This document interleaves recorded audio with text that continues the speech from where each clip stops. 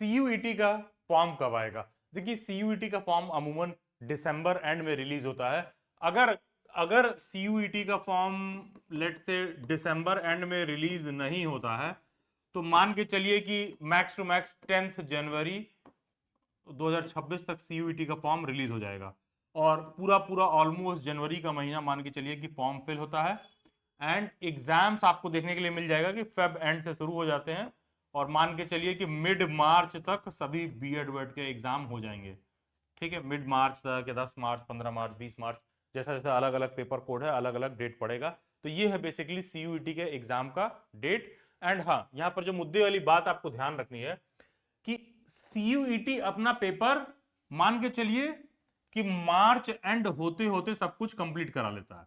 ठीक है, फॉर्म इनका ऑलमोस्ट जनवरी में रिलीज हो जाता है एंड फॉर्म फिलिंग पूरा जनवरी में कंप्लीट हो जाता है एंड मिड मार्च तक एग्जाम हो जाता है और सब कुछ इनका मार्च तक कंप्लीट हो जाता है।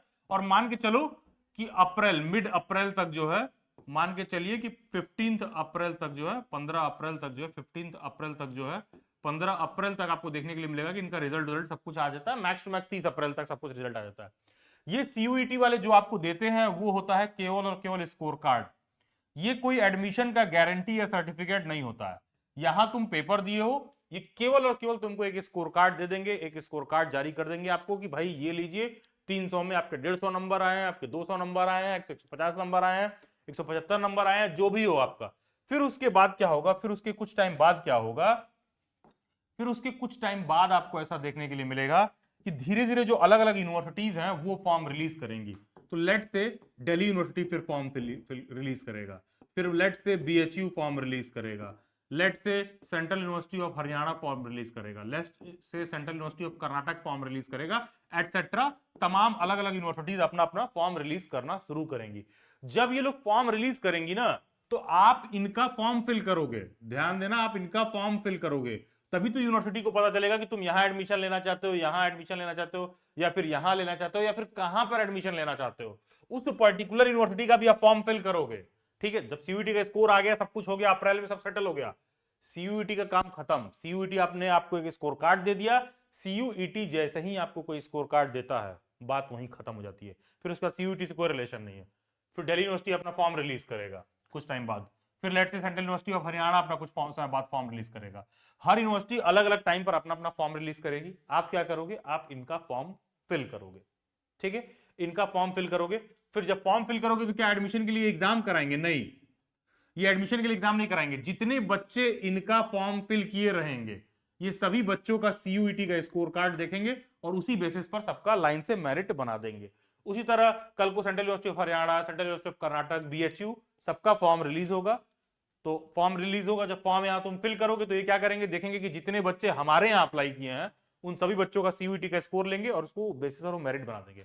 जैसे कॉमन सेंस यूज करो, कोई बच्चा डीयू में अप्लाई कर रहा है तो कोई जरूरत नहीं सेंट्रल यूनिवर्सिटी ऑफ कर्नाटक में भी अप्लाई करेगा। तो जितने लोग सेंट्रल यूनिवर्सिटी ऑफ कर्नाटक में अप्लाई करेंगे उन सब का ये लोग सीयूईटी का स्कोर कार्ड लेंगे, मेरिट बना देंगे। जितने बच्चे दिल्ली यूनिवर्सिटी में अप्लाई करेंगे, जो दिल्ली यूनिवर्सिटी जाना चाहते हैं, उन सब का सीयूईटी का स्कोर कार्ड लेंगे, ये लोग मेरिट बना देंगे। और हाँ, जैसा कि मैंने शेड्यूल बताया, आप देखोगे ज्यादा समय नहीं रह गया है, हार्डली प्रिपरेशन के लिए 2-4 महीने रह गए हैं। जो भी कैंडिडेट ऐसे हैं जो 2026 में बीएड एडमिशन को लेकर सीरियस हैं और 2026 में उनको इस साल एडमिशन लेना ही लेना है, किसी भी तरह बीएड एडमिशन को लेकर सीरियस है और उनको बात समझ में आती है कि सीयूईटी का एंट्रेंस एग्जाम क्वालिफाई करके किसी भी अच्छे सेंट्रल यूनिवर्सिटी में सेलेक्ट होना इतना आसान नहीं है, उसके लिए आपको ढंग से प्रिपेयर करना पड़ेगा।